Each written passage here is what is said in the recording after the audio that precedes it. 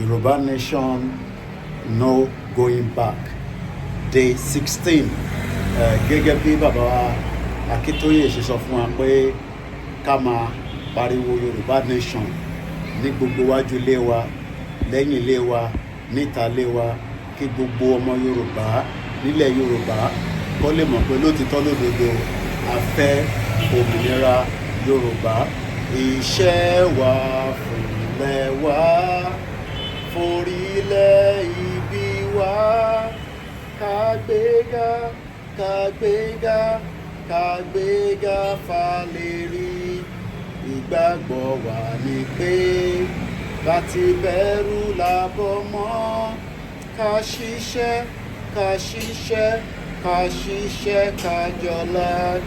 Ìṣọ̀kan àtòmìnira ní kẹjẹ ká máa lépa. Ìtẹ̀síwájú fọ̀pọ̀ ire àtòhun tó dára. Ọmọ Oòduà dìde, bọ́ sí ipò ẹ̀tọ́ rẹ. Ìwọ ni ìmọ́lẹ̀ ògo adúláwọ̀.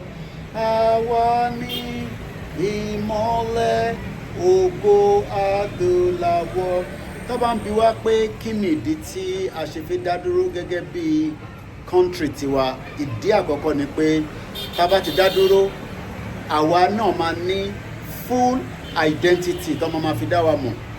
Òun ni pé wọ́n máa pè wá ní àwa ọmọ orílẹ̀-èdè ọmọ Yorùbá, orílẹ̀-èdè ọmọ Odùduwà.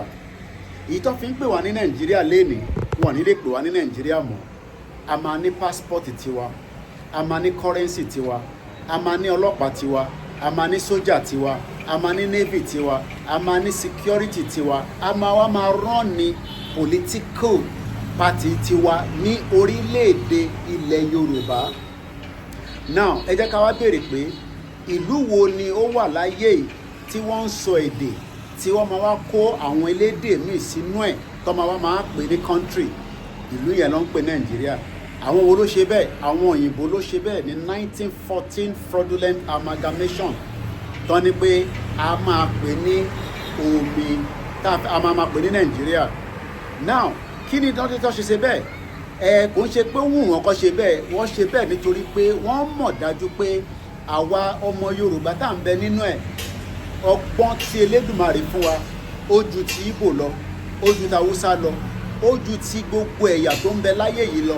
Torí pé kí ni ọbẹ̀ Elédùmarè dá gbogbo ọmọ Yorùbá dáadáa. Ìwọ tó máa ń sọ̀rọ̀ pé kí ó ṣeé ṣe, ṣé ó máa possible, ó ti ṣeé ṣe. Nítorí pé ní ojoojúmọ́ tí gbogbo ọmọ Yorùbá bá ń dìde tá à ń béèrè pé a fẹ́ gba òmìnira wa, ara iṣẹ́ náà tí a ti ń ṣe bọ̀ náà nìyẹn. Ìwọ náà má wá jókòó kó sọ pé kò lè ṣeé ṣe. Polongo Yorùbá Nation fẹ́ lòmíì. Gbogbo ẹ̀yin tẹ̀lé ń sọ pé kí election 2027 wo ló tó máa kó wa yọ. Irọ́ lẹ̀ ń pa o. Gbogbo yín náà mọ̀ bẹ́ẹ̀ o. Ẹ mọ̀ pé irọ́ lẹ̀ ń pa nítorí pé election Nàìjíríà láti 1959 lòyìnbó ti rí ìgẹ̀ lákọ̀ọ́kọ́. Election dẹ̀ lè ṣiṣẹ́ tó máa fún wa ní nǹkan tá à ń fẹ́. Ìdí tí gbogbo wa ṣe ń sọ pé no retreat, no surrender. Adúpẹ́ fún bàbá wa Professor Adébánjí Akíntóyè. Adúpẹ́ fún Dr. Chief Sunday Ọmọdéyẹmọ Ìgbòho. Adúpẹ́ fún gbogbo ọmọ Yorùbá tó ń bẹ nílé tó ń bẹ lóko pé ẹ má jẹ́ kó sú wa, ẹ má jẹ́ kó rẹ̀ wá. A máa délẹ̀ lérí o láṣẹ Èdùmàrè.